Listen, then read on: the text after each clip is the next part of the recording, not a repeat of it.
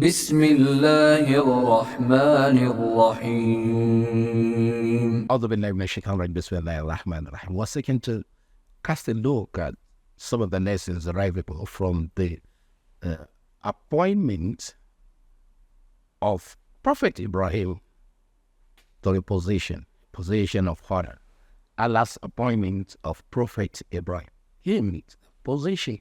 What do you find that? The Quran says, chapter 2, verse 124 of the Quran, Surah Al-Baqarah. 124. وَإِذِ ابْتَلَى إِبْرَاهِيمَ وَإِذِ ابْتَلَى إِبْرَاهِيمَ رَبُّهُ بِكَلِمَاتٍ فَأَتَمَّهُنَّ وَإِذِ ابْتَلَى إِبْرَاهِيمَ رَبُّهُ بِكَلِمَاتٍ فَأَتَمَّهُنَّ قال إني جاعلك للناس إماما قال ومن ذريته قال لا ينال عهد الظالمين قال لا ينال عهد الظالمين. When Allah, after taking Prophet Ibrahim through some stages, developmental stages, experimental situations. After taking him through all that, the outcome was favorable. He did well. He passed the test, passed the examination. He was successful. And Allah says, I'm going to confer you with a leadership position. You are going to be a leader of the people. Almost immediately, Prophet Ibrahim said, وَمِنْ ذُرِّيَّتِي, and my offspring too, my children too. I want them entitled to leadership position. And Allah responded immediately, لَا يَنَالُ عَهْدِ الظَّالِمِينَ, my honor is not meant for wrongdoers. It's not meant for wrongdoers. It's only meant for those who get it right, those who are upright, those who are righteous, those who are guided. They are the ones who are entitled to what we're talking about. Now, the lessons of right were to do with the fact that even that position was not offered Prophet Ibrahim. He wasn't offered that position until the outcome of his examination, after being taken through those what we characterize as experimental stages, examination. After the release of his result, when the result came out, it was positive, and I says, the implication of that is that, when you write an examination, when you pass your examination, it will, your test, your whatever, assessment, you're taking through a selection process, an assessment, and the results proves positive, or you're successful, then you deserve promotion, you deserve elevation, you deserve consideration for a honor, a higher position, you're promoted, and all that. You don't promote someone who employed machinery to write his examination, someone who paid for certificates, someone who paid lecturers who did manipulate. That's a discussion for another day. So the speakable experiences of university lecturers now in the context of it, situated in the context of the Qur'an.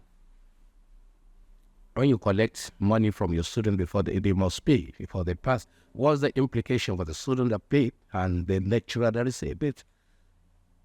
Extensive evidence in Islam. What is Islam saying that as a Muslim? Must you pay your lecturer? Must you allow the lecturer to sleep with you to pass the examination?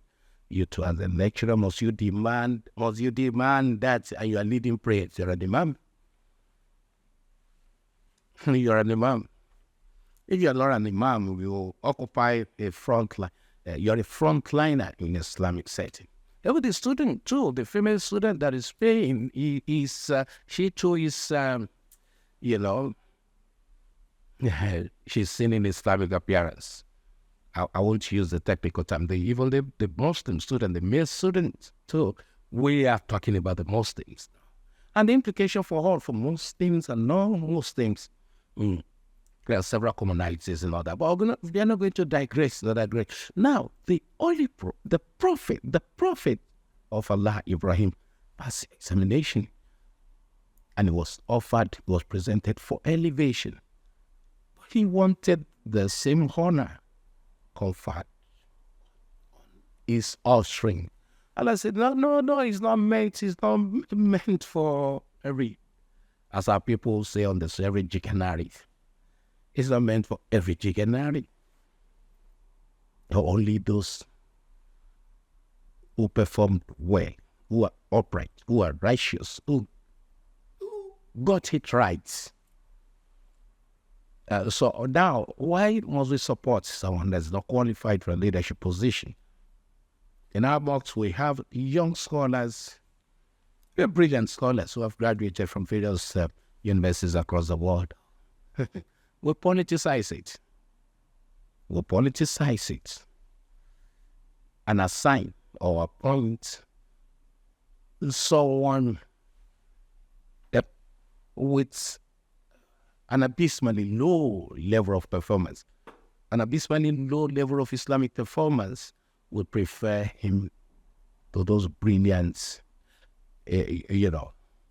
young, brilliant scholars who graduated from various universities across the world, all graduated from some of the Islamic institutions around us. It should be by merit. Leadership position, imam is something sensitive.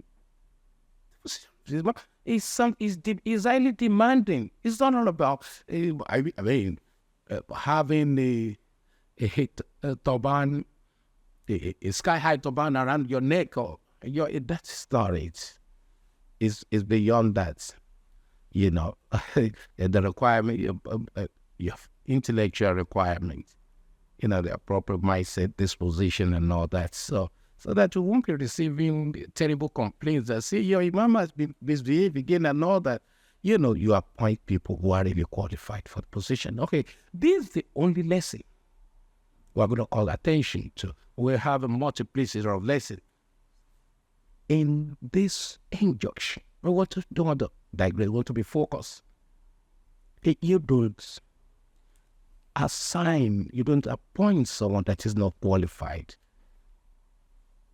Stipulate your criteria and keep strictly to those criteria. That is how we can have results.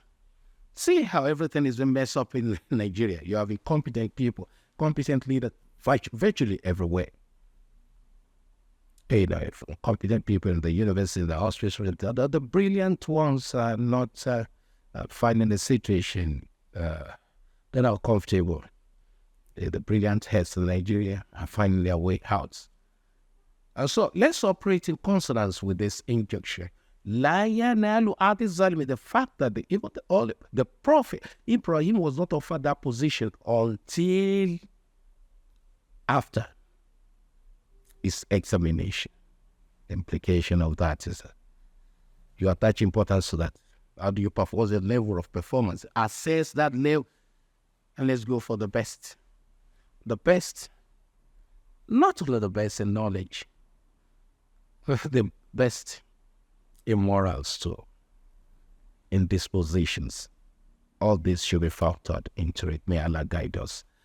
All right, and enable us operate in consonance with His stipulations. Wassalamu alaikum wa rahmatullahi ta'ala wa barakatuh.